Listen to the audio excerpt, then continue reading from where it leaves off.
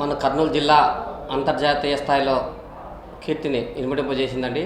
ఈ నేపథ్యంలో ప్రస్తుతం మన దేశ రక్షణ అవసరాల కోసం తయారు చేసిన ఒక బ్రహ్మాస్త్రం మన దేశ రక్షణ కోసమే ఇది ఎంతో ఉపయోగపడుతుంది.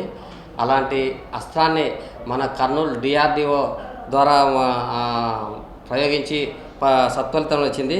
ఈ మేరకు మనకు శత్రువులు, క్షిపణులు, డ్రోన్లు, చిన్నపాటి అస్త్రాలను క్షణాల్లో నేలకూల్చే అద్భుతమైన లేజర్ వ్యవస్థను రక్షణ పరిశోధన అభివృద్ధి సంస్థను డిఆర్డిఓ విజయవంతంగా పరీక్షించింది.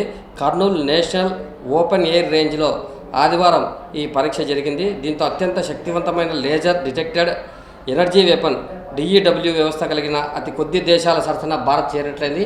అటువంటి మహోన్నతమైన ప్రయోగం మన కర్నూలు జిల్లాలో జరగడం సర్వత్రా హర్షణీయము. సర్వత్రా మిగతా శాస్త్రవేత్తలు కూడా ఎంతో అభినందనలు చెందుతున్నారు. పైన శత్రువులు ఉపయోగించే డ్రోన్లను కానీ ఇతర ఆయుధాలను కానీ క్షణాల్లో తుత్తునీలు చేసే లేజర్ బ్రహ్మాస్త్రాన్ని మన కర్నూలు డిఆర్డిఓ కేంద్రం నుంచే విజయవంతంగా పరీక్షించారు. ఈ నేపథ్యంలో ఇదే తీసుకుంటే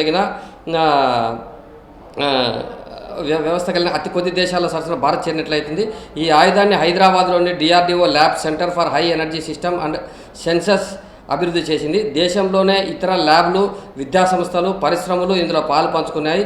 ఈ ఆయుధానికి మార్క్ 2A డిఈడబ్ల్యూ అని కూడా పేరు పెట్టారు.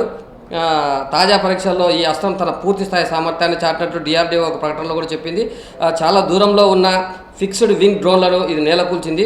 డ్రోన్ల సమూహ దాన్ని తిప్పికొట్టింది. శత్రువుల నిఘా సెన్సార్లతో పాటు యాంటీనాలను కూడా ధ్వంసం చేసే అత్యంత ప్రతిభ గల అస్త్రం ఈ లేజర్ అస్త్రం మన కర్నూలు నుంచే ప్రయోగించి సత్ఫలితాలను ఇచ్చింది అని చెప్పవచ్చు.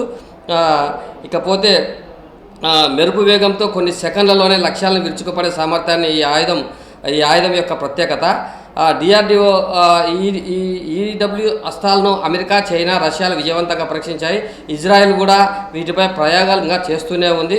ప్రస్తుతం ఇలాంటి తరుణంలో మన భారతదేశం తయారు చేసిన ఈ బ్రహ్మాస్త్రాన్ని మన కర్నూలు డిఆర్డిఓ కేంద్రం నుంచి ప్రయోగించడము, అది సత్ఫలితాలు ఇవ్వడము, పరీక్ష విజయవంతం కావడము సర్వత్రా కర్నూలు ప్రజలతో పాటు దేశ ప్రజలు కూడా హర్షిస్తున్నారనే చెప్పచ్చు.